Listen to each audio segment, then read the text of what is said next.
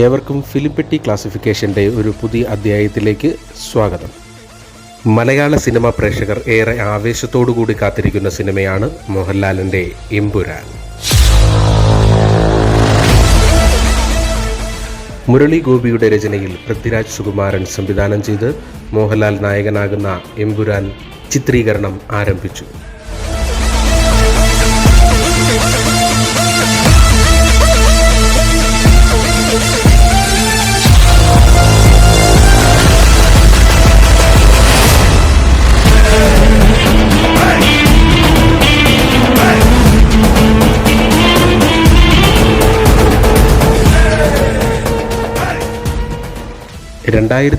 ൽ റിലീസ് ചെയ്ത് തരംഗം സൃഷ്ടിച്ച ലാലേട്ടൻ്റെ ലൂസിഫർ എന്ന ചിത്രത്തിൻ്റെ രണ്ടാം ഭാഗമാണ് L2E അല്ലെങ്കിൽ L2 എമ്പുരാൻ എന്ന് പേരിട്ടിരിക്കുന്ന ഈ ചിത്രം.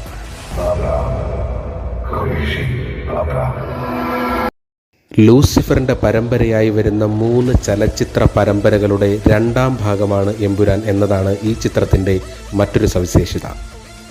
ലൈക്ക പ്രൊഡക്ഷൻസിൻ്റെ ബാനറിൽ സുഭാസ്കരൻ അല്ലിരാജയും ആശീർവാദ് സിനിമാസിൻ്റെ ബാനറിൽ ആൻ്റണി പെരുമ്പാവൂരും ചേർന്നാണ് ഈ ചിത്രം നിർമ്മിക്കുന്നത്.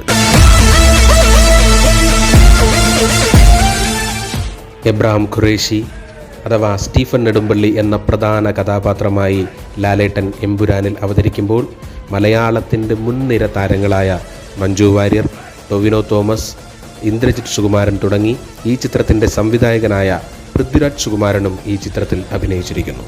മാസ് സംഗീതവും BGM ഒരുക്കുന്നതിന് വേണ്ടി ദീപക് ദേവും സംഘവും അണിഞ്ഞൊരുങ്ങിയപ്പോൾ തന്നെ എമ്പുരാൻ്റെ തീം മ്യൂസിക് ഇതിനോടകം തന്നെ ഹിറ്റായി കഴിഞ്ഞിരിക്കുകയാണ്.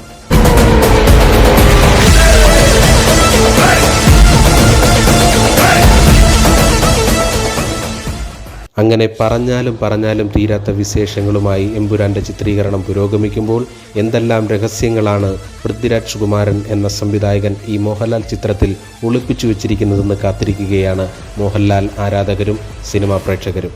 എങ്ങനെയിരിക്കെ ഒരു സന്തോഷ വാർത്ത കൂടെ കടന്നു വന്നിരിക്കുകയാണ്.